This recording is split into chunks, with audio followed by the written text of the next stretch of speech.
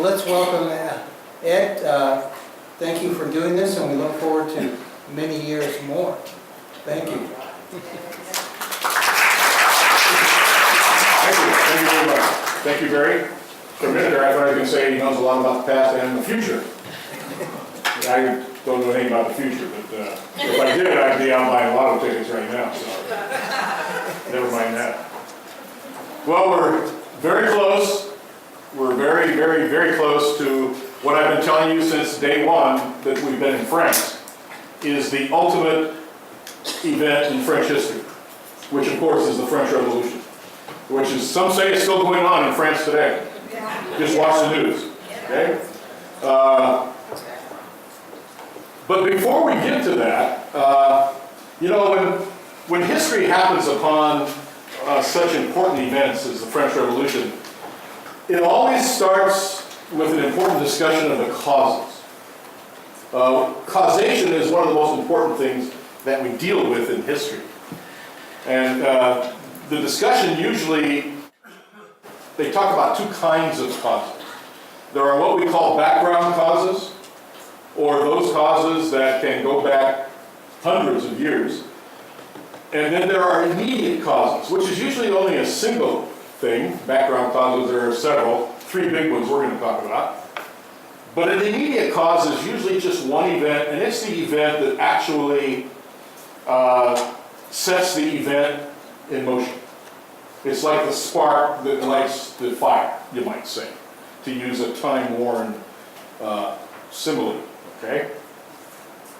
By the time we get to Louis XVI, which we've just gotten to last time, we have a lot more to say about him. He's a major participant in the French Revolution, of course, unfortunately for him. But the forces, by the time we get to Louis XVI, the forces of revolution have become a tidal wave. And this tidal wave will occupy us for quite some time to come.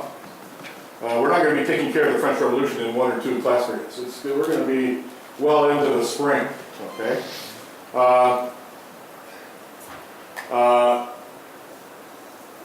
Look at it this way.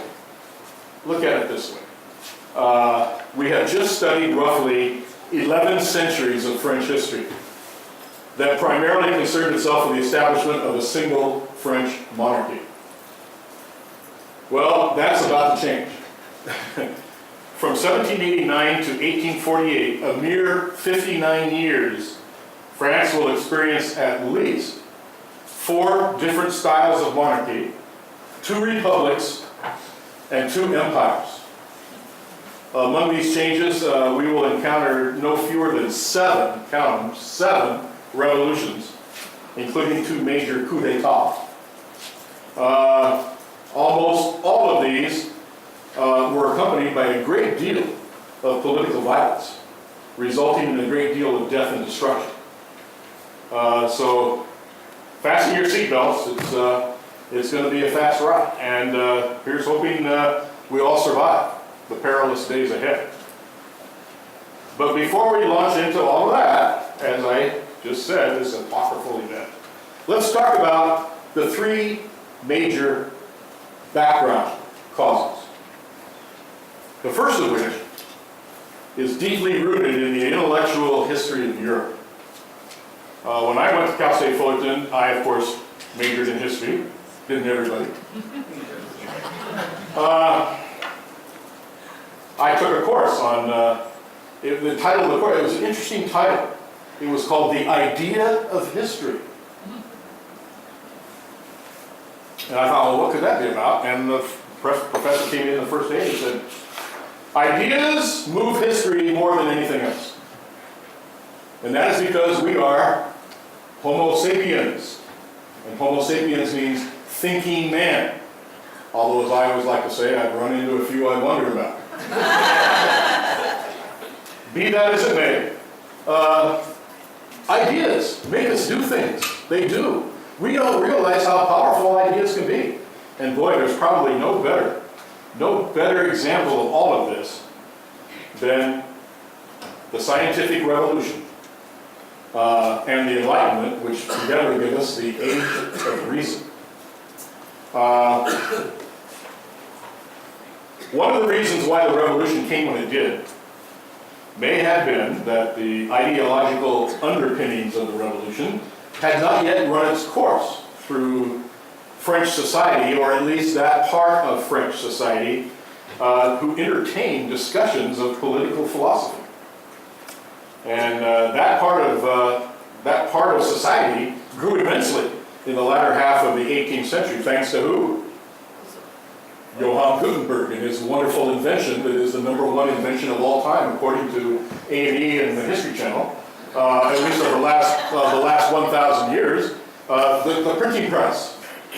Before the invention of the printing press, it didn't do any good to learn how to read, because books cost tens of thousands of dollars, and only 1/10,000th of 1% of the population could afford to buy a book. They cost thousands and thousands of dollars.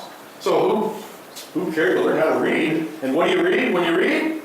Well, hopefully, you read ideas. Ideas, okay? And the Age of Reason is one of the most important events in European intellectual history. And the principal cause of the Enlightenment was the preceding scientific revolution. So, we're going to talk about a little bit of science today. The scientific revolution was a period in which a new way of thinking overcame the older way of thinking, at arriving at, well, let me ask you, what is the purpose of science? Why do we have science? To discover what? To discover how the world works, to teach us about nature. And we hope that what they teach us is the truth. Or scientists don't like the word truth because it's too ambiguous. Okay? A lot of people today believe that whatever you believe is true. Because we all are God. And we all create our own world. Well, I'm not going to get into that. Okay? They like to use the word scientific fact. A fact, as opposed to an opinion, is something that is incontrovertible. That you can show someone else and they would have to agree with you that that was a fact. Even though they didn't like you. Or even maybe they had a completely different lifestyle or a different set of philosophies than you do. But if you can show them that this is a fact, they would have to agree with you. If I say 2 + 2 is 4, that's a fact. Okay? And even if you don't like me, and don't like who I voted for, and don't like what religion I am, and don't like what race I am, and don't like what my body shape is, you would have to agree with me that 2 + 2 is 4, wouldn't you? Because I could prove it. I could prove it to you. Okay? And I would welcome you to try to disprove me. Try to show me that I'm wrong.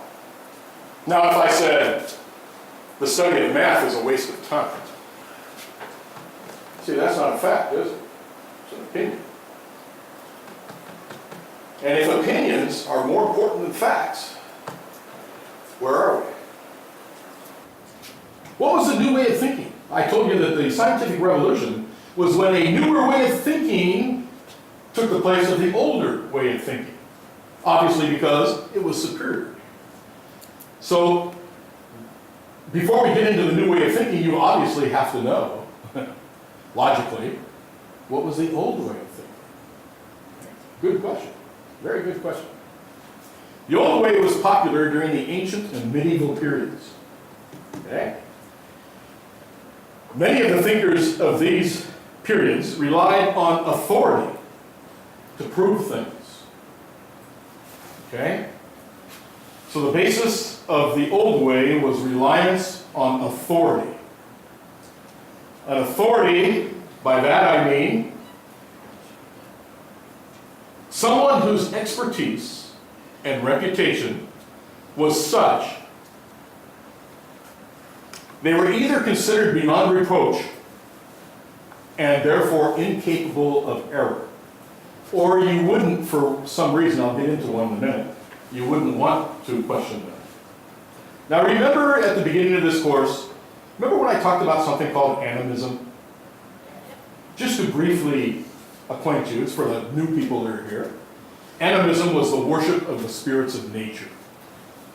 People who lived in even before ancient times. Ancient times didn't start until the invention of writing. And humans had been here for probably 100,000 years before that. But they worshiped the spirits of nature. They worshiped the sun god, the moon god, the river god, the water god, the rain god, the thunder god, the lightning god. They were polytheists. They had thousands of gods that they had to worship. And they believed they had to worship because they were the spirits of nature. And why did they have to worship them? Because nature provides something we all need. No, not that. Food. Food. Try going for 3 or 4 days without food. Okay? And they believed that this food was a gift of the gods. So by golly, you better worship those gods because they can giveth and they can taketh away. So they worship the spirits of nature. And then when they invented farming, and they planted seeds in the ground, and by watering it and letting the sun shine on it, hey, look what came up out of the ground eventually. Food, more food. In fact, much more food. So much food, now we can build cities. Now we can build civilizations. Now we can invent things like writing, like the wheel, like fire, like all those other things that you and I take for granted that could not have been invented without the invention of food, of farming. And they were very happy with these gods. Although from time to time a flood would come, or a drought would come, or the locusts would come and consume their crop for them. And why did they think that happened? Because the gods were punishing you. You must have done something wrong. Therefore you became an animist. Everybody was an animist. And if you ever met anybody that wasn't an animist, you'd probably kill them. Because they're threatening your life. You make those gods angry again, we get another, we're all dead. See? Animism. So people proved things in the ancient period by quoting an authority. Well, who are the authorities? Well, right off the bat, you know the ancient Greeks were. If you could quote one of the famous ancient Greeks, hey, congratulations. You just proved it. Whatever it is you're trying to say. All right? So the first of the ancient authorities was none other than Aristotle. Okay? Aristotle. Considered, until just recently, probably the most intelligent human being that ever lived. Okay? He lived from 382 BC to 322 BC. Aristotle was considered such a man. Very important.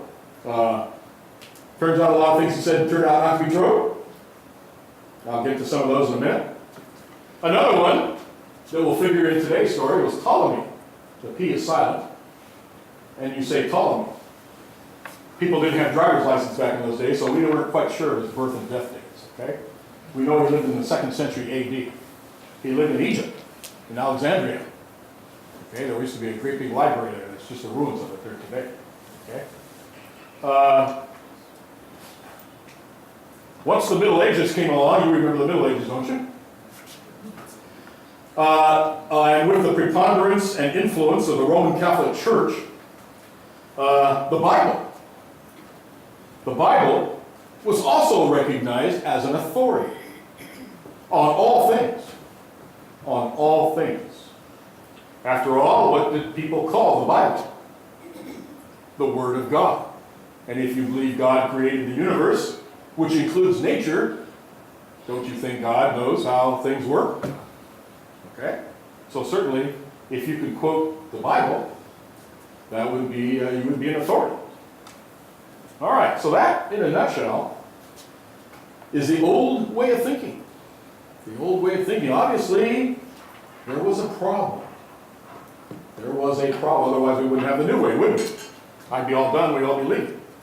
Right? There'd be no enlightenment.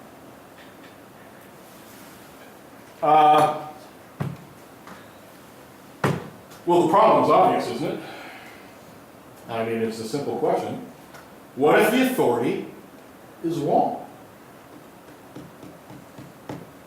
as both Aristotle and Ptolemy were.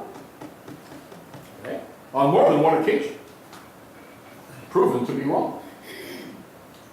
Now, the problem with relying on the Bible presents a bit more of a ticklish problem here. Because you can find yourself in a hot spot, both figuratively and literally, if you argue that God and or his church was wrong, or were wrong.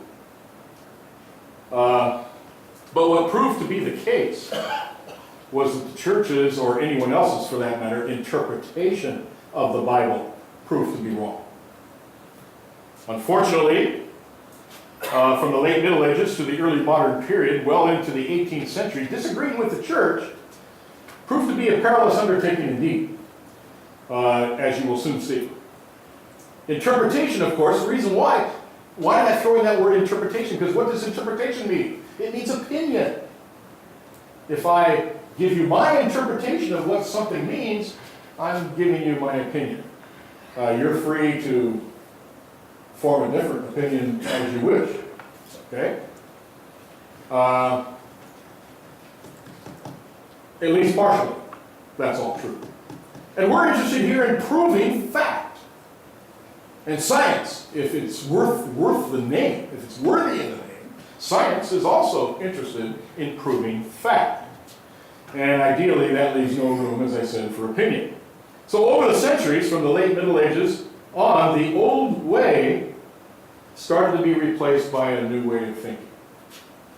The new way of thinking is today referred to often in the science books as scientific method.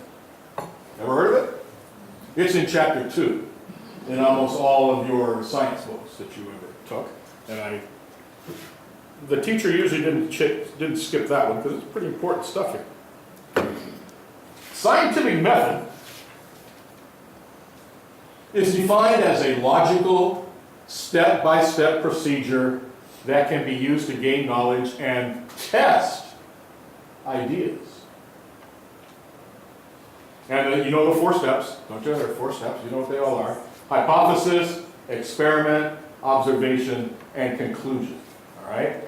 You start with a question, with an issue, and then you have to put together a logical experiment that will logically explain, and that's where the tough part in science comes along. That's why those science books are so thick. And that's why it takes a long time to get your PhD in this, that, or some other science. And because putting together these experiments is not a simple thing. Although there are, history's full of some pretty simple ones. I'll talk about some of them. And of course, everything must be observable. This isn't something that just exists inside your head. You have to observe it. You have to be able to see it. Ideas here, and then you form a conclusion based upon the results of those observations of that experiment. Here, ideas are proven. They're observable. The term scientists like to use is empirical. Empirical evidence is observable evidence. Observable and understandable evidence. Okay? By anyone else who may doubt you. Okay? Here ideas are tested to see if they are true or not. Here also the person's background, religion, personal philosophy, biases, and prejudices don't matter. Okay? For if the step-by-step procedure is truly logical and observable, then the results should always be the same. In other words, it's replicatable. You can replicate the experiment. Anybody else can replicate the experiment and come up with the exact same results as you did. And that's usually not an easy thing to do. And history is full of experiments that were later proven not to be true because they assumed something that wasn't true in the experiment. It wasn't replicatable. Now, a perfect historical example of these 2 ways of thinking being used to arrive at the truth or scientific fact can be found in what was called the solar system argument. An argument that raged for centuries from the Middle Ages well into the modern period. The solar system argument centered, no pun intended here, on what's at the center of our solar system. Accepted as true under the old way of thinking is sometimes referred to as the Ptolemaic theory, named after none other than our friend Ptolemy here. The Ptolemaic theory. The church also accepted, and this is called the geocentric theory, because the Ptolemaic theory says that the earth is the center of our solar system, and the sun, the moon, and the stars, and all the other planets revolve around the earth. Geocentric.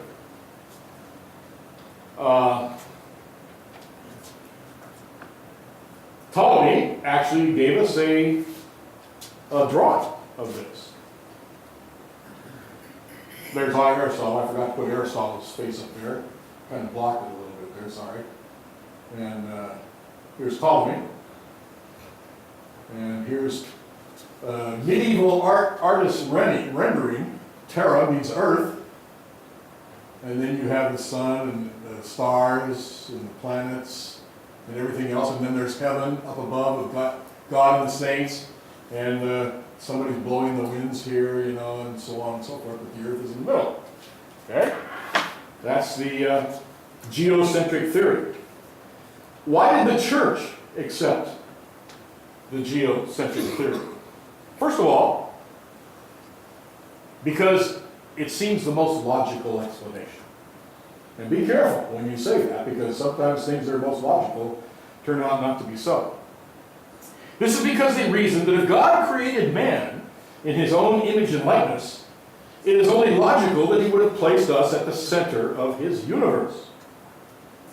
And there are many examples of this in the medieval art that I just showed you that depict the universe in this way. Ever vigilant, as the church was, in looking for biblical justification for many of their beliefs, the church also found several passages in the Bible that seem to confirm the geocentric theory. The most clear-cut example was in the 10th chapter of Joshua. In the Old Testament, chapter 10, verse 10 to 12. You can see it up there. Apparently, Joshua was fighting a battle, I believe, and he was winning. And as darkness approached, he didn't want to fight at night. So he asked God to extend the day, make the day last longer. And God did. By doing what? By commanding, sun, stand thou still. He commanded the sun to stand still. Okay? And the church interpreted it. I'm not saying that's what the Bible says. I'm not saying this is what you should believe. I'm saying that in the Middle Ages, the church interpreted that passage from the Bible as proof that since God commanded the sun to stand still, not the earth, because as we all know, what causes night and day? It's the rotation of the earth. Okay? The sun must be moving around the earth. Okay? There are also a couple of Psalms, 93 and 104, as I recall, that refer to the stationary aspect of the earth, that the earth cannot move since it was created. Now remember, we're talking about interpretation here, not whether or not the Bible is to be believed or not believed. Always have to throw that in. But I am telling you that that's the way the church interpreted that passage. Okay? I highly doubt they still do. Later comes another theory. This theory was called the heliocentric theory, which claimed that the sun was the center of our solar system, not the earth. And the hero of the heliocentric theory is the Polish astronomer and mathematician. His name was Nicholas Copernicus. Right here, who lived from 1473 to 1543. Copernicus was born and died in Royal Prussia, a region that at the time had been part of the Kingdom of Poland since 1466. He was a speaker of many languages, including Latin, German, and Polish, with great fluency. He also spoke Greek and Italian and had some knowledge of Hebrew. He obtained a doctorate in canon law, which is church law, and was also a mathematician, astronomer, physician, a classic scholar, a translator, a governor and a diplomat, and an economist. So this guy, you would invite him to your next Trivial Pursuit party.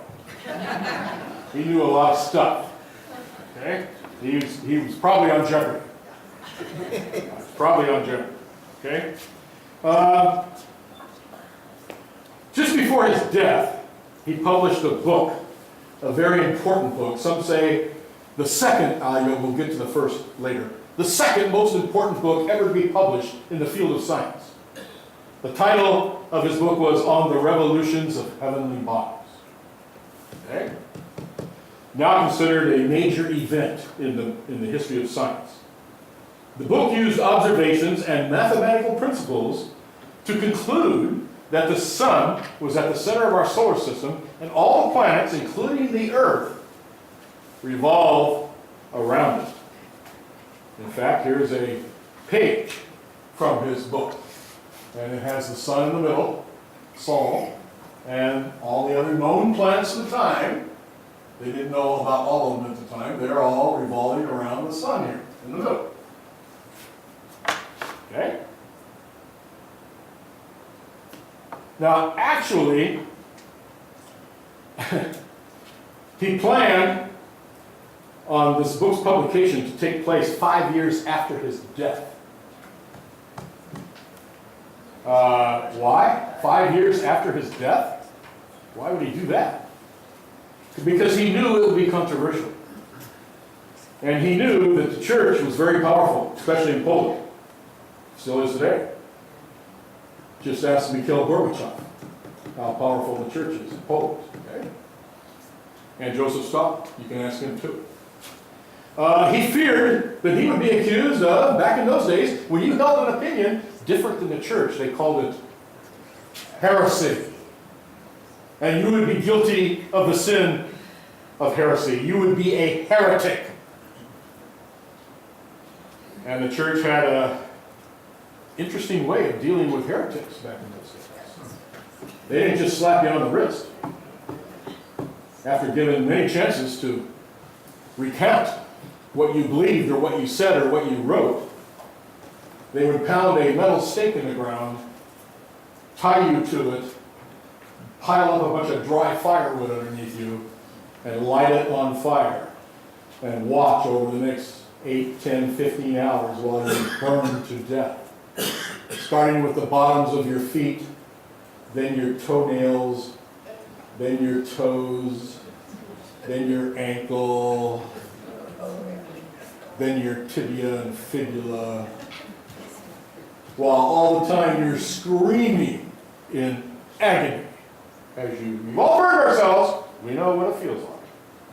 Now, do you think Copernicus was, you think this was a legitimate concern on his part? Well, consider the case of this guy, Giordano Bruno. He lived from 1548 to 1600. Giordano Bruno. He was burned at the stake in Rome in 1600 for teaching the heliocentric theory. Bruno was an Italian Dominican friar. He was a priest. He was a Roman Catholic priest, for crying out loud. He was a teacher, a philosopher, a mathematician, a poet, and an astronomical theorist. You wanted to invite him to play Jeopardy with you, too. Now, it's not known for certain, but certainly most likely that he read Copernicus' book, as by the time Bruno comes along, it was in widespread circulation throughout Europe. And by the second half of the 16th century, he accepted the Copernican theory. And this is what got him into trouble with the church, because he began to teach it. And there's a monument. He was executed in Rome at, what was it, Campo Fiore, I think Campo Fiore is a square in Rome. It means field of flowers. Campo Fiore, field of flowers. And that's where he was burned at the stake. And there's a monument there. This is his monument right here. That's it. That's Bruno. And as far away as Berlin, here's a modern shopping center. The escalator, this is Bruno. He was burned at the stake upside down. He was inverted, hung by his feet and burned. So forget the bottom of your feet. Well, never mind. Yeah, all for teaching the heliocentric theory. Okay? Now there were, to be fair, there were other things that he taught that were also at variance with the official teachings of the church, but this is certainly one of them. Now, later, along comes probably the most famous, even in his own day, an Italian astronomer and physicist, and an engineer. His name was Galileo Galilei, right here. He lived from 1564 to 1642. Okay? Who invented the telescope. The telescope. And with it, he observed 4 of Jupiter's moons orbiting about the planet Jupiter. Now, when you go out at night, this time of year would be a good time, the winter time. There are various bright objects in the sky, a lot of the stars, but there are some brighter ones that are really not stars, they're planets. And this time of year, in the morning or evening, you can see Venus, which is the brightest of all of them. But you can also see Jupiter and Saturn. And they're very good, quite bright. Okay? And he observed that Jupiter has a whole bunch of moons. I think they've discovered so far 79. 79, we've got one, right? We all know about our, by the way, did you see the lunar eclipse last night? Okay. The night before last one was Saturday.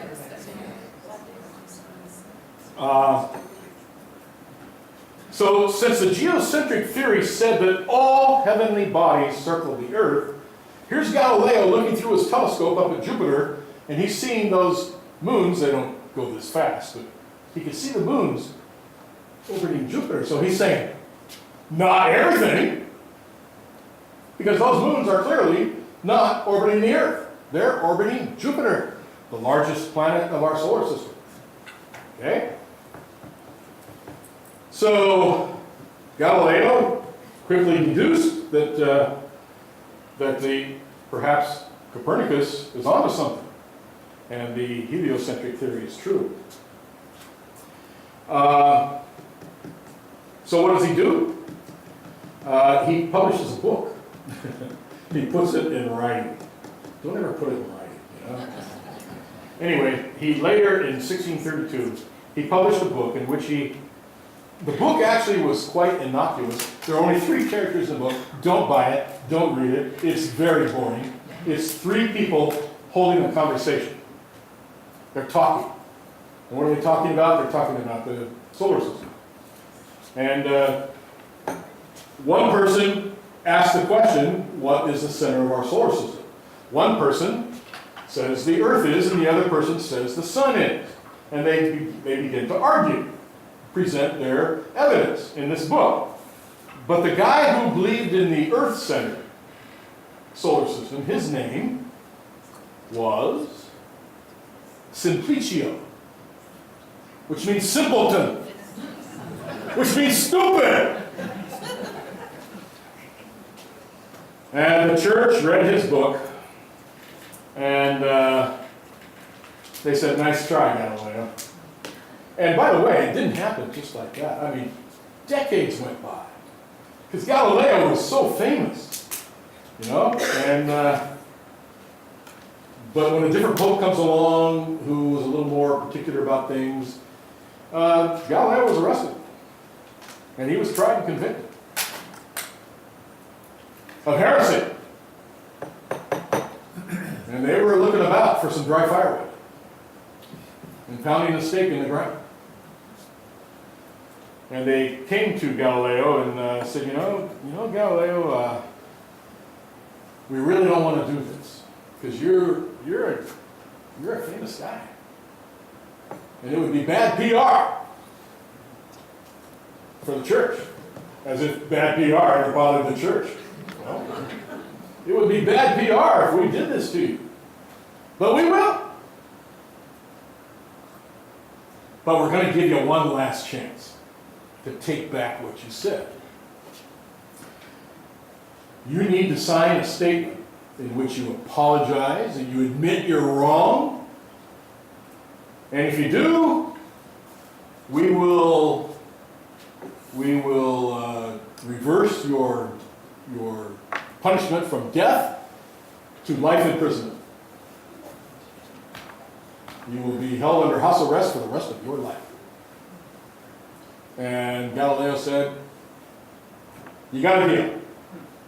You got a deal. He signed a statement in which he said, and I quote,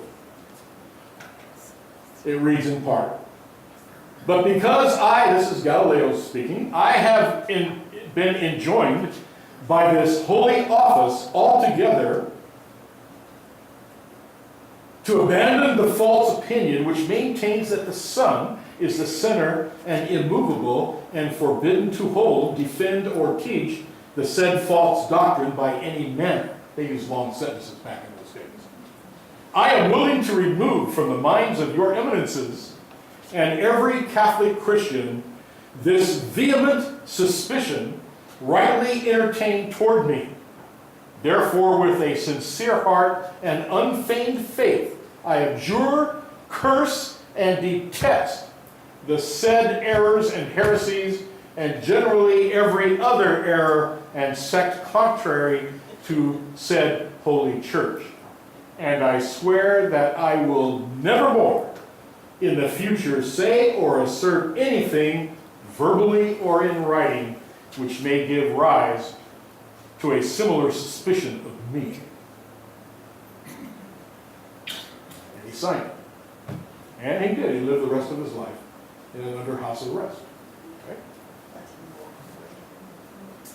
Okay? The church's treatment of Galileo has cost it dearly. Every hater of the church has brought it up, no matter what the issue, from abortion to gay marriage to sexual misconduct of priests. Within a century of the incident, most of Galileo's writings were removed from the index of forbidden readings, and two recent popes, John Paul II, who is now Saint John Paul II, and Benedict XVI, have promised to erect a statue, no one has yet, to erect a statue or two to Galileo within the walls of Vatican. Okay? This is one reason why for the past several centuries the church has not taken, the church has remained strangely quiet when it came to arguments of religion versus science. Yeah. Galileo, under his breath, he did cross his fingers, and supposedly there's a legend, no one knows if it's true or not, that he did say, but it does move. What? It does move.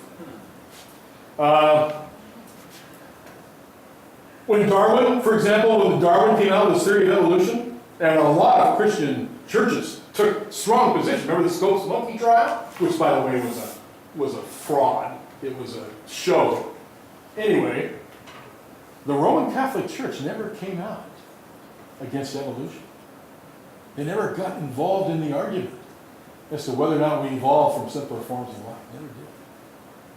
Never did. And the reason why is because, well, they got burned. Once again, no pun intended. They got burned on that before. Okay? Now, as time went on, we're not done yet. As time went on, and with the invention of the printing press, Copernicus's book received more scrutiny. In fact, a lot of people don't know this. In fact, a third theory of our solar system emerged, that of Tycho Brahe. Tycho Brahe, this guy right here. Brahe was a Danish nobleman, astronomer and writer known for his accurate and comprehensive astronomical and planetary observations. He was born in the then Danish peninsula of Scania, which is part of today's Sweden. Well known in his lifetime as an astronomer, astrologer, and alchemist, his observations were 5 times more accurate than the best available observations at the time of his day. And one of the reasons why his model of the solar system became so popular, although it didn't last very long, was probably because it adopted elements of both the heliocentric and geocentric theory. Tycho proposed a system in which the sun and moon orbited the Earth while the other planets orbited the sun. Okay? So here is the sun, here is the Earth, here's the moon, and here's the sun revolving around the Earth. Yet all the other planets, they only knew about Jupiter and Saturn, they didn't know about any of the other ones, are orbiting the sun. So part of it is heliocentric, part of it is geocentric. Sometimes referred to as the Tychonian system, after Tycho Brahe. Well, once again, more and more people are giving Copernicus's theory some scrutiny here. And one of the things Copernicus claimed in his, if you recall, the diagram of our solar system according to Copernicus, it seemed that the planets traveled in a perfect circle around the Earth. And astronomers found fault with this model, since the planets did not seem to behave in this way, according to their calculations. So along comes a German mathematician astronomer. His name was Johannes Kepler. Here comes Kepler. Johannes Kepler, who used some of Brahe's calculations to discover that planets do not travel in a circle, but rather in what he called an ellipse. An ellipse. Copernicus said that they traveled at the same speed as they made their journey around the sun. The speed was constant. No, turns out, as they approach the sun, they're going kind of fast, and they kind of whip around, and then as they go away from the sun, they slow down, and slow down more and more and more until they speed up again, and come around, and their speed varies. And once again, I'm grossly exaggerating it there, okay? Sometimes I like to grossly exaggerate things.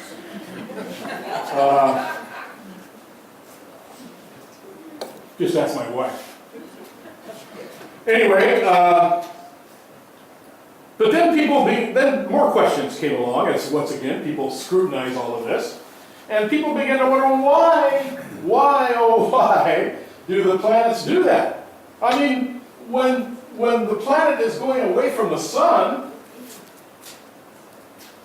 what makes it turn around and come back? Why doesn't it just keep going on its merry way? Well, nobody knew. Nobody was able to figure that out until along came who really was the giant of this discussion. That's why his picture is bigger. Like that? He was an English mathematician, physicist, philosopher by the name of Isaac Newton. He lived from 1642 to 1727. And he published his blockbuster book, the #1 most important publication in the history of science and mathematics, entitled Mathematical Principles of Natural Philosophy.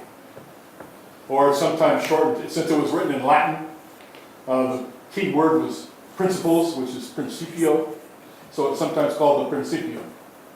Okay? Or Principia. In this work, he illustrated not only his famous 3 laws of motion and many other things, but also his theory of what came to be called universal gravitation, which explained why the planets behaved in the manner in which he observed, and everybody else was observing. And he called this force that brings them back. He called this magic force gravity.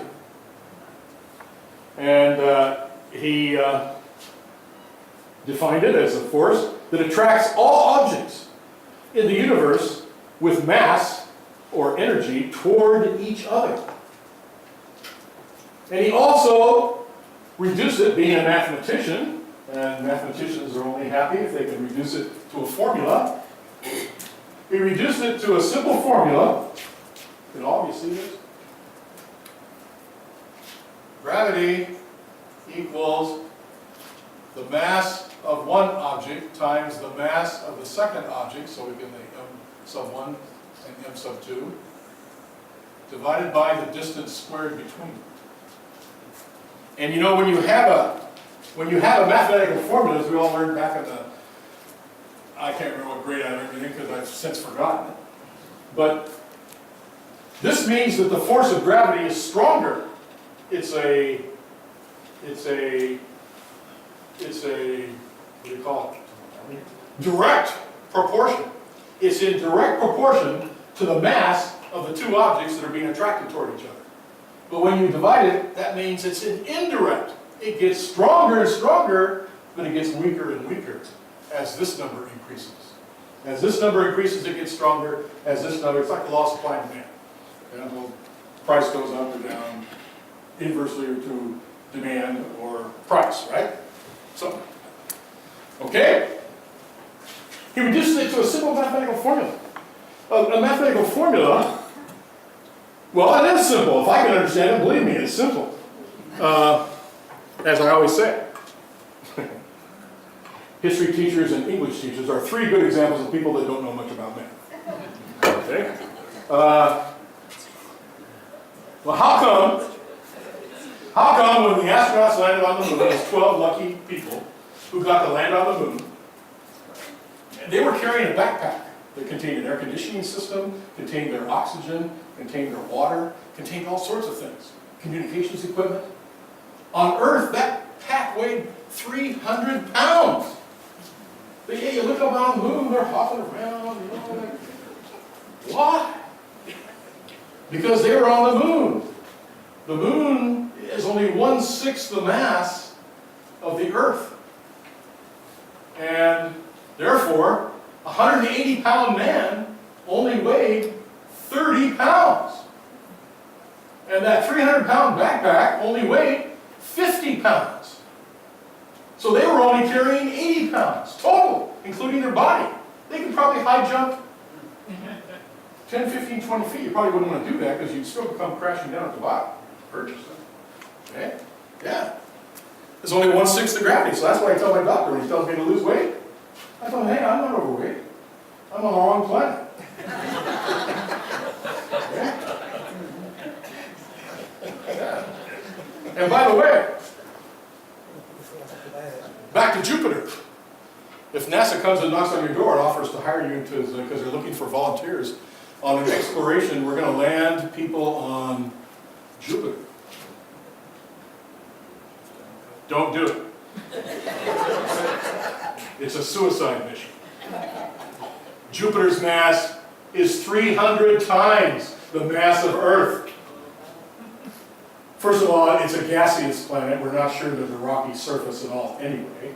It's not one of the rocky planets. It's one of the gas giants. So I don't know what you're going to walk on anyway, or what your spaceship is going to land on. But were it to have a rocky surface, and you landed on it, your body would immediately collapse into a pancake about this big.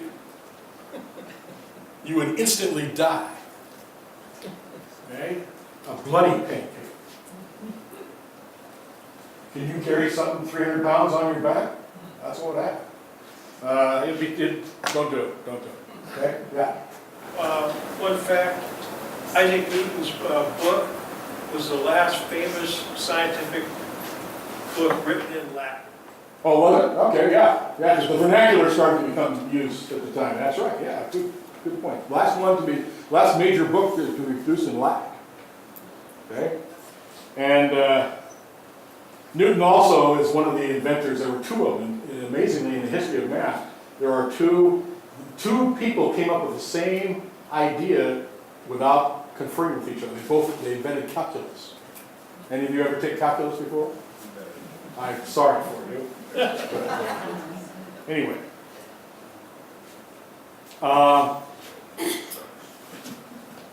Now, it should be pointed out that when people took this and applied it to things, things began to work. Although there were a few exceptions. The planet of Mercury threw a monkey wrench into the whole thing that scientists couldn't explain. And when you study astronomy, you spend a lot of time studying Mercury. The problem is called Mercury something. I can't remember what it's called. But this description will be modified by none other than Einstein. Later, when Einstein improves upon Newton's description of gravity with his special theory on relativity, since, as I said, there were problems found with his formula. And the story about Newton and sitting under the apple tree and the apple fell on his head, and that's what made him think about. Scientists, everybody loves to say that's not true, but who told us about this? It was Newton himself. Now, when Newton talked about it, was he joking or was, who knows? But nobody wants to, how important is it anyway? But he is famous, supposedly a famous quote that he made in 1675. He said, and I quote, "If I have seen further, it is by standing on the shoulders of giants." And who were the giants' shoulders he was standing on? All of these guys. He's saying he couldn't have done anything without these guys. Newton couldn't. Okay? A very famous quotation. Of course, this story of scientific method does not end here. Many new discoveries will soon mushroom us into the modern period, with all the benefits of science and medicine that you and I enjoy every moment of our lives. These would include Harvey's discovery of the circulation of blood, Jenner's smallpox vaccination. Can you imagine all the people, the millions and millions and millions and millions of people who died of smallpox up until just a couple hundred years ago? If you contracted smallpox, the odds were greater than 50-50 you were going to die. And if you happened to come from a culture that had no immunal history with Europe, the odds were about 90% you were going to kill you. And that's what killed off all the Native American Indians. That's what killed off everywhere the Europeans went. They took the smallpox with them and virtually wiped out all the other civilizations they came into contact with. And then Jenner, who happened to be on a dairy farm one day, he noticed that all the milkmaids, the women that milked the cows, never got smallpox. Even when a huge epidemic came through, they survived. Even when members of their own family contracted smallpox, highly contagious disease, they survived. How could that be? Well, he imagined that there must be something in their blood that can fight off the smallpox bacteria or smallpox, whatever it was. So he took a little bit and scratched some people and put some of those people's blood on it and mixed it and invented the vaccination. Vaccination comes from the Latin word vaca, which means cow. Because the milkmaids were milking the cows. Vaccination, vaca. Amazing. If anybody ever gets the Nobel Prize for anything, he should be number one. Can you imagine the billions of lives that man has saved? Edward Jenner. Okay? But so did Pasteur. Pasteur took other work, and he came up with many other vaccinations. And along came a guy named Lister, Joseph Lister in America, a surgeon. After surgery, better than half the people died. Even if it was a simple surgery. What did they die of? Infection. And he said, what if there were little things called germs that Pasteur studied? And what if I could come up with something to kill them? But it doesn't kill you. If we swab the person's body in this, whatever this stuff is, he called it an antiseptic, we can cut them open all we want, and they won't get infection, hopefully. And we wash our hands. Can you imagine the lies? Scientific method, this observation, the idea of observation and not accepting authority. amazing. Millions and millions and billions of lives are indebted to the whole story. The whole story. Well, that pretty much is the scientific revolution. New way of thinking that we all benefit from. But how do we get from that to the Enlightenment? And that's what we'll talk about when we come back from our break. Okay? So, see you in about 15 minutes or so. Thank you very much.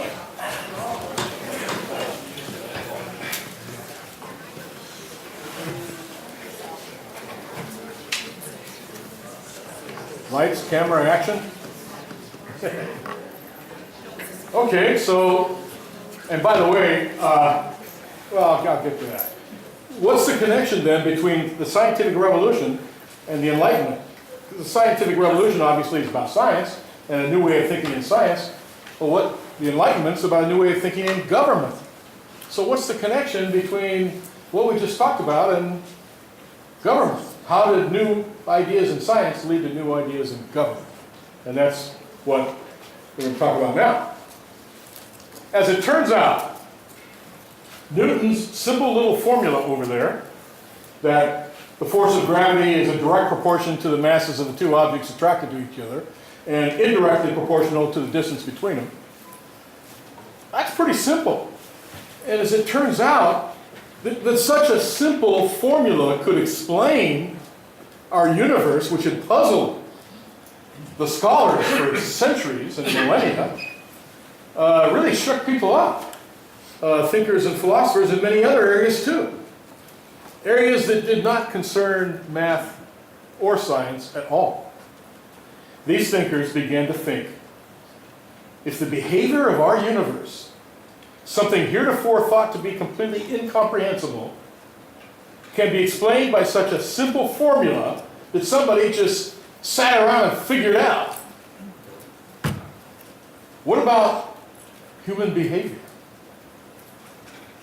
Maybe, which is also thought to be incomprehensible, maybe if there's some simple formula that can explain human behavior, then once we're able to discover that formula, we should be able to apply that in a manner that would enable us to solve the major problems of human behavior. And do we have any problems of human behavior? Well, how about war? Crime? Poverty? Prejudice? Those sound like problems to you? They sure do me. Okay? So, if we could think of a formula, hopefully as simple as that, that would explain human behavior, then we can solve the problems of human behavior. This idea of being able to do this is called rationalism. It was called rationalism, and is defined as the possibility of discovering the natural laws that govern human behavior in order to solve the major problems of human behavior, such as I just named listed for you. And therefore, we can create a perfect, or at least a near perfect society. Wouldn't that be great? Wouldn't it be wonderful? In other words, they believe that what Newton did for the physical universe, they could do for human society. Indeed, there may be such a formula which we can apply to human behavior, they thought. Just as Newton sat around and discovered his law that discovered the behavior of the planets and everything else in the universe for that matter, maybe we can discover universal laws of human behavior and fix problems with human behavior. These thinkers, many of whom were French, called themselves philosophes, which is nothing more than the French word for philosopher. Okay? They were tremendous believers in progress. Okay, they couldn't imagine, as soon as they happened upon that formula, the progress that the human race was about to experience. Okay? And they also were tremendous optimists. These are the guys you want to invite to your party, because they're in a good mood. They are going to have a good time because they were happy, happy people. They were this close to the golden age of human existence because all they got to do is figure out the secret to human behavior, and they'll be there. Okay, they were on the cusp of creating a near perfect human society. So they're great optimists. Did they succeed? No. Darn it! What went wrong? Well, it's pretty simple, isn't it? There are no natural laws that govern human behavior. Now, if there are any psychologists out there, I know you want to argue with me, because a lot of the science of psychology is based on exactly that.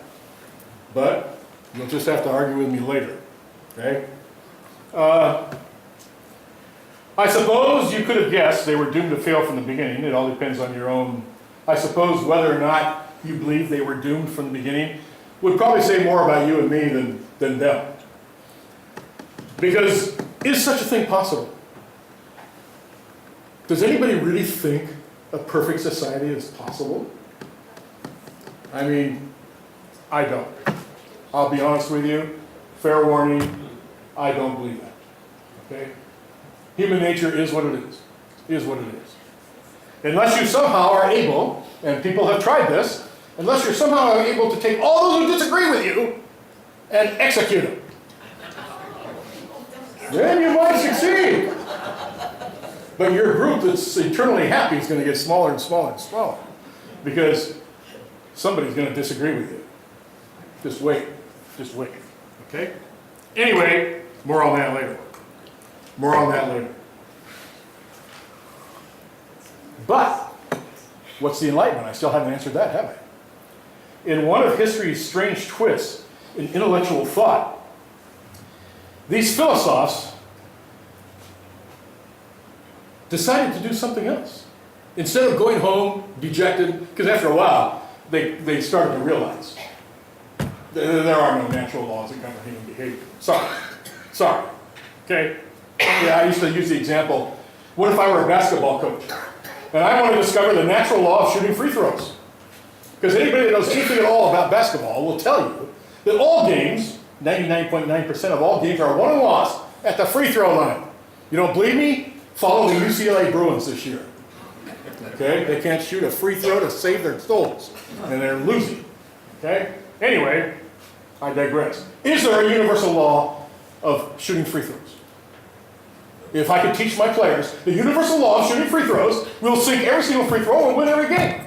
We'll get that nice trophy at the end of March Madness. Ain't gonna happen, is it?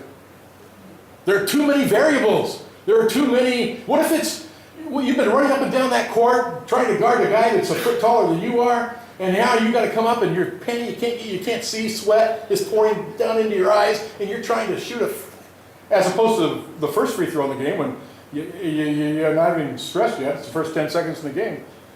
Don't you think there's a difference? Sure, of course there are too many variables. There are too many anomalies in human behavior to reduce it to a simple formula. You and I are not going to be reduced to a simple formula. Sorry, not going to happen. Anyway, so they decided to do the next best thing. Since we can't have our perfect society, we will then try to reform, try to make a better society. And they decided to pick on two things, the two most powerful institutions of their day. And what were the two most powerful institutions of their day? Religion and government. So if they could somehow make religion better and make government better, things will be better. So off we go. That's the Enlightenment. Okay? In both cases, the philosophers did not like what they saw. They hated powerful state churches or religions and fought intolerance on religious matters. They especially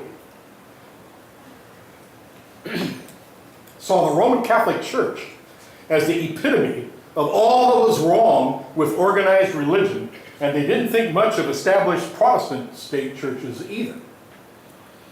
Their dissatisfaction with organized religion drove many to become atheists or agnostics. An atheist doesn't believe in the existence of God, and an agnostic isn't sure.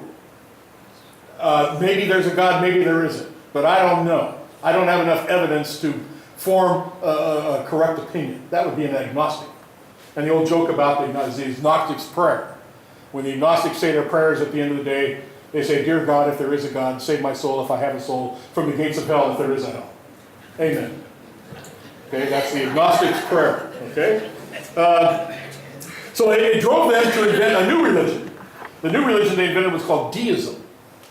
Deism as a way to explain creation. See, the problem atheists have is, where did everything come from? Well, everything just, these different gases came together and a bolt of lightning came down and all of a sudden you had amino acids, and the amino acids formed carbon-based whatever, and you had life. Well, where did the amino acids come from? Where did the bolt of lightning come from?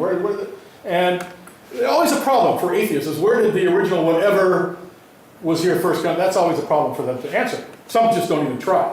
So deism answered that. Deism basically says that there probably was a God who probably created the universe.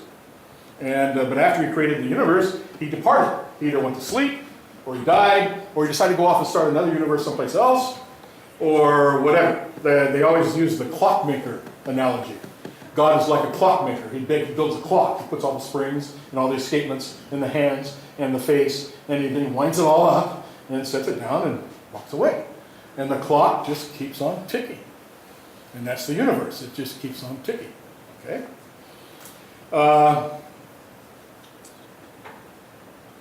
The philosoph's main emphasis soon settled on the belief in religious tolerance.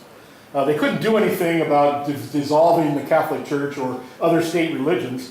And so they believed the most strongest religious aspect was religious tolerance. And the champion of that for them was this guy, who is Voltaire. Where is it? Right there. Voltaire lived from 1694 to 1778.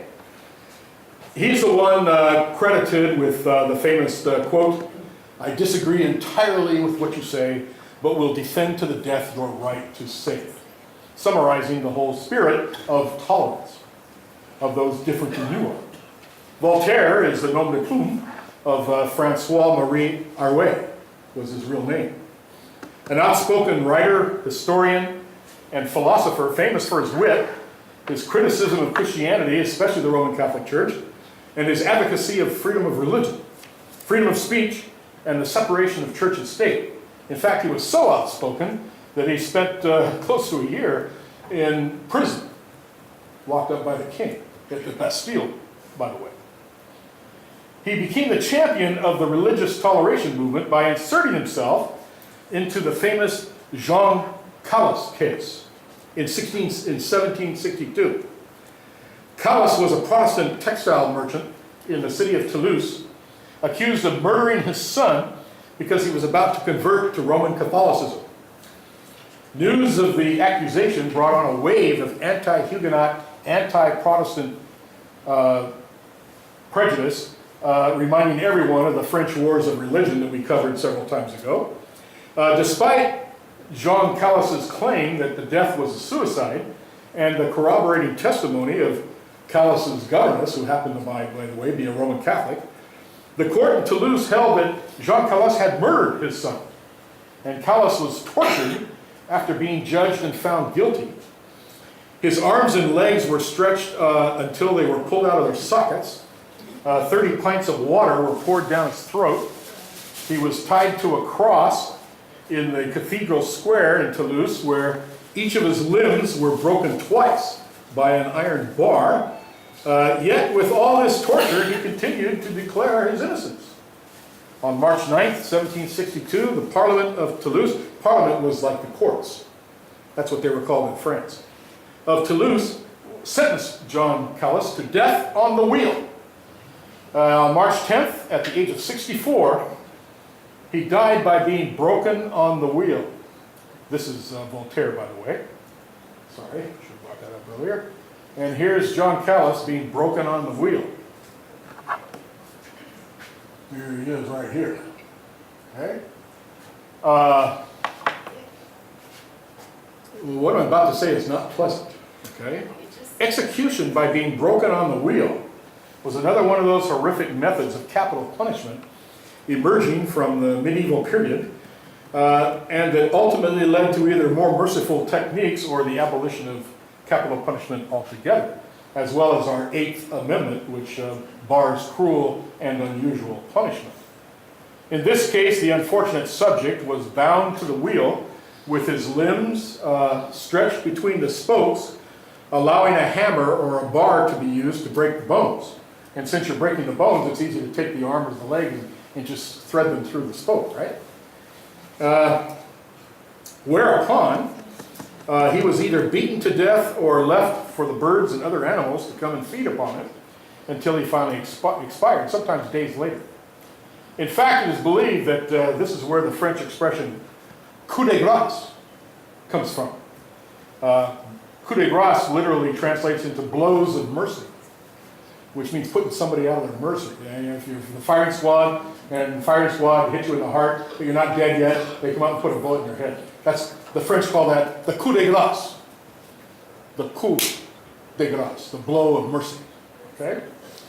May have originated during the various steps of this procedure, and the executioner would take the bar and strike a blow to the chest and bring about a merciful death.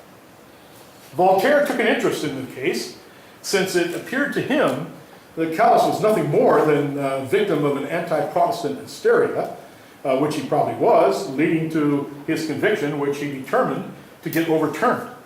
Voltaire's efforts were successful, and King Louis XV had the sentence annulled in 1764. The king fired the chief magistrate of Toulouse. A new trial was granted, and in 1765, John Callis was posthumously exonerated of the crime, and his family was paid 36,000 francs by the king in compensation for their troubles. Quite a set of circumstances in officially Catholic France. This is just one reason why Voltaire became the leader of the religious toleration in France. But it's the philosophe's vision of government that's going to concern us here, as this is where most of their energy of the Enlightenment thought was directed, and why we are discussing it here as one of the main causes of the French Revolution. As far as government was concerned, they didn't like what they saw there either, and saw absolute monarchy as the greatest evil of all. Once again, just as Newton demonstrated that utilizing rational thought to delve into the mechanics of the universe can give us a new model of the universe, so also it might give us a new model of government that would be fairer to the people. Some historians spend too much time discussing the Enlightenment and its various philosophies and ideas, leading to the belief that it is the cause of the French Revolution. It's not. It's a cause. Okay? Just to say that, you miss a lot of other things.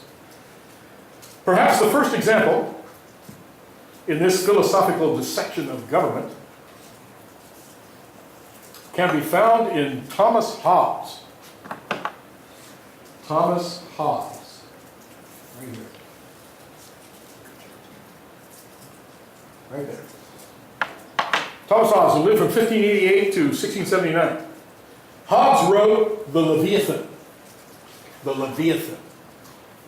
in which he imagines what life would be like without government, a state which he called the state of nature. According to Hobbes, it would not be a pretty picture.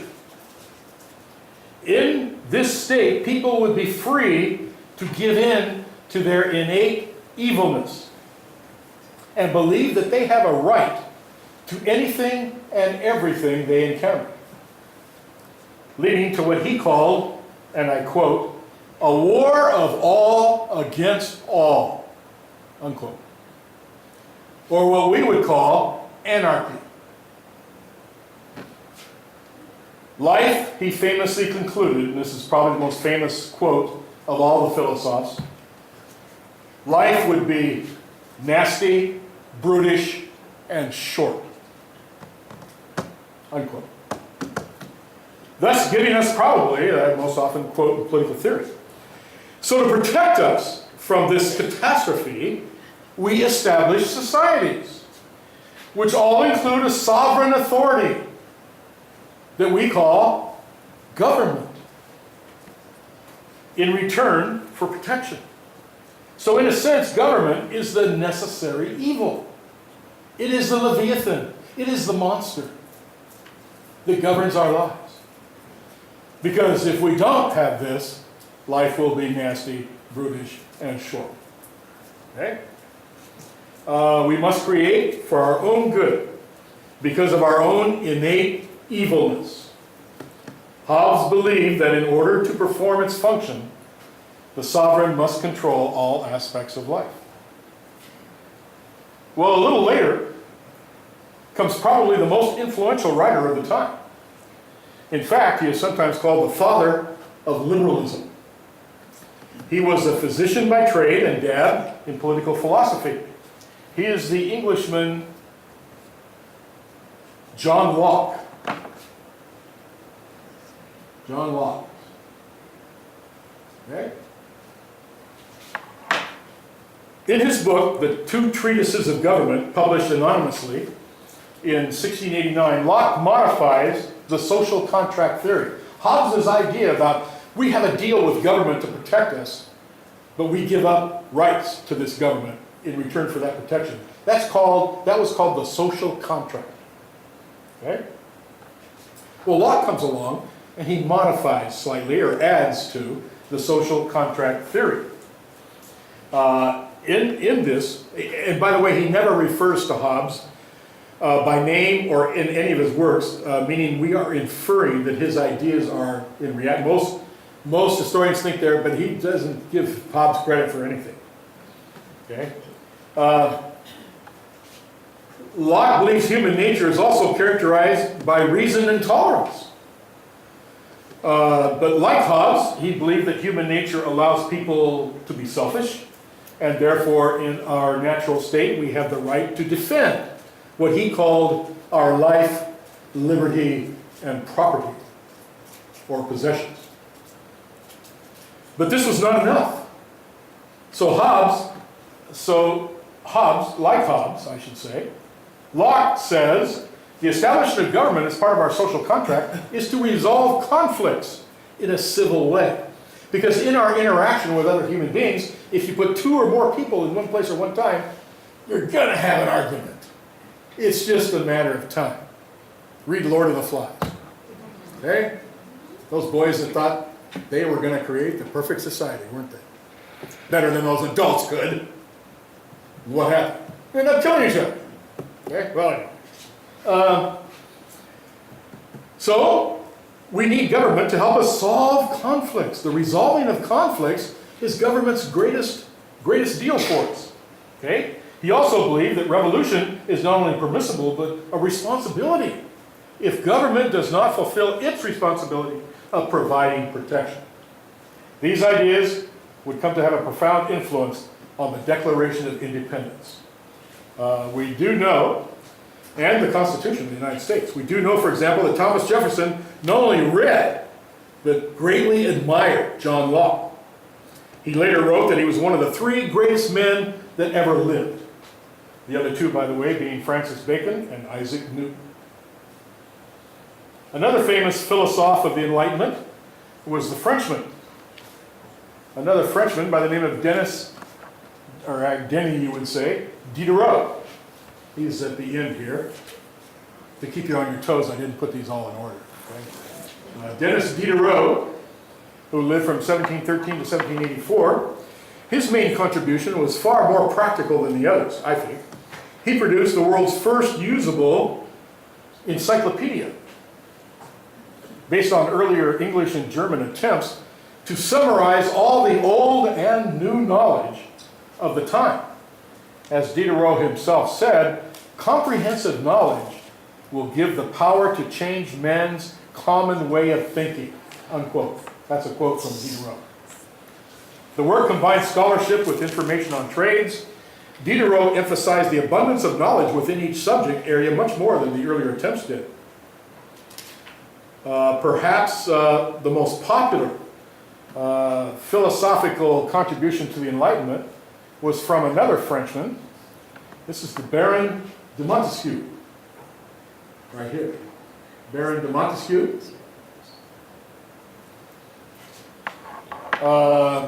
who lived from 1689 to 1755. He proposed the wonderful idea to separate the three basic powers and functions of government: legislative, executive, judicial. You make law, you enforce law, and then you settle disputes about the law. Those are the three things all government does. But don't, as time goes on, people in government think of all sorts of other things they have the right to do too, don't they? Okay? Anyway, if we separate these three branches into three different and distinct branches, government will be fairer. The problem of monarchy, as he saw it, all three powers are vested in one man, the king. He does it all. And that's not fair. Separate them and you instantly have a fairer, more responsive government. It was the genius of our founding fathers, by the way, who to not only include this idea in our Constitution, but also added the brilliant idea of checks and balances that each branch can use against the other. But some people don't like that either. The oddball, I think, this is me talking now, the oddball amongst the philosophes was the next guy to come up. He's a Genevan philosopher, writer, and composer. His name was Jean-Jacques Rousseau, who lived from 1712 to 1778, right here. Jean-Jacques Rousseau. Like Hobbes and Locke, Rousseau took a stab at the social contract theory. In his treatise entitled The Social Contract, there you go, he develops the notion of what he called the general will. The general will, unquote, representing the wishes and wants of the people in a given place at a given time. He opens the discussion by declaring simply, and I quote, "Man is born free, yet everywhere he lives in chains," unquote. But he concludes that everyone should follow this general will. Yet he does not explain to us exactly how we determine what the general will of the people is. Some have argued he's arguing for pure democracy. Majority vote. You have 100 people, you vote. And 51 plus 51 minimum, that's the general will. But if you believe that, what happens to the other 49? What if the majority votes tomorrow morning at 8 o'clock, all green-eyed people are going to be executed? All green-eyed people tomorrow morning at 8 o'clock are going to have their heads chopped off. And a majority passes it. That's democracy, isn't it? Is that democracy? You bet it is. It's a perfect example of pure democracy. Yes, sir, it is. Well, wait a minute. That's not fair. You can't do it. Yeah, you're right. It isn't fair. That's why you need something else besides democracy. That's why you need a constitution that limits the power of government, what it can and cannot do. Okay? If you just have democracy, look out. It's just another form of tyranny. Okay? And by the way, while you're doing it, is bending your will to the general will of everyone else. It's just another form of totalitarianism. As if to prove the point, Robespierre, someone we'll talk about later, used this exact concept. He even cited and quoted Rousseau as his justification for the Reign of Terror, as he believed that sending thousands of people to the guillotine was for the common good, for a better tomorrow. Yes. Yes. Okay. What about individual rights? A simple vote can take away them in an instant. So on and so forth. Okay. Furthermore, the whole concept of an imperative that can do away with individual rights was not wasted on Lenin or Hitler either. They also quoted Rousseau. Okay. Later writings sometimes referred to Rousseau's confessional writings. Later on, he kind of, some historians think he regretted what he's saying here. And so they're referred to as his confessional writings, where he's confessing that he made a mistake. But he doesn't really come out and say that. But they seem to uphold individual rights and the uniqueness and sensibility of the individual, causing some to speculate that maybe he realized he had made an error. Rousseau also toyed with the noble savage idea the Romantics made famous later, although he never really used the term, and later literary critics argue against the support of this idea, which became a central part of the Romantic movement in the arts. The idea that human nature is good and not flawed or evil, and that it was society that corrupted human nature, was popular, a Romantic notion of the time that seemed to fit with what a lot of Rousseau said. But the traditional religious and traditional philosophy of human nature is, and I would have to say still pretty much remains, although there are more people who oppose it, that it is basically evil. We are basically evil. If you don't think human nature is basically evil, then when I go visit your house, I don't want to see a lock on the door. I don't want to see a lock on the door, okay? All right. Thanks to the printing press and the very active publishing business in France, as well as the rest of Europe, specializing in pamphlets, posters, handbills, the ideas of the philosophes spread quickly to many, especially in the Third Estate. Third Estate, as we're going to learn later, is the commoners. In France, everyone was divided up into three classes, and the commoners were the Third Estate, many of whom had some education now and yearned to change things, as opposed to vehemently, and were opposed vehemently to anyone who stood in their way. They formed a new educated community previously excluded from political discussion and representation, but would become a powerful challenge to absolute monarchy, and the French Revolution provided the vehicle to realize those exact dreams and aspirations. These ideas were hot topics of discussion everywhere everyone went. France, therefore, became the hotbed of revolution and will remain so for well over a century. Some say they still are today. France is the hotbed of revolution. The ideas of the philosophes spread throughout the rest of Europe. Also, several monarchs who served as perfect examples of absolute monarchs in our traditional way of discussing them, in their countries, like Catherine the Great of Russia, we'll get to her later, admired the philosophes and their ideas. I think she invited Voltaire over to come and see her in St. Petersburg many times. He at least carried on a lively correspondence with Catherine. And then you have Frederick the Great of Prussia, who built the Prussian military into the most feared military machine in Europe until a guy named Napoleon came along. He had considered himself an enlightened despot. Catherine even applauded the efforts of Diderot in his encyclopedia. When she heard that he was in financial trouble, she bought his library and gave him a generous salary to keep on running it. The term enlightened despotism came into vogue during the 18th and 19th centuries. Enlightened despots were just like any other absolute monarch, but they claimed that they were ruling for the common good, that they knew what was better for their people. A perfect example of this attitude was Joseph II of Austria, who was the sister of Marie Antoinette. Wait till he finds out what the revolution did to his sister. He is famous for saying, famous quote, and I quote, "Everything for the people, but nothing by the people," unquote.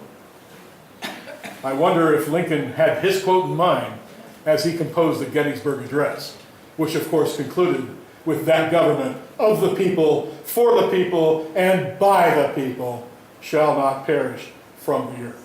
I wonder if Lincoln had that quote of Joseph II in mind when he made up his Gettysburg Address. I don't know. We'll just have to wonder. Well, that's the Enlightenment. So do you see how ideas in science affected ideas in politics?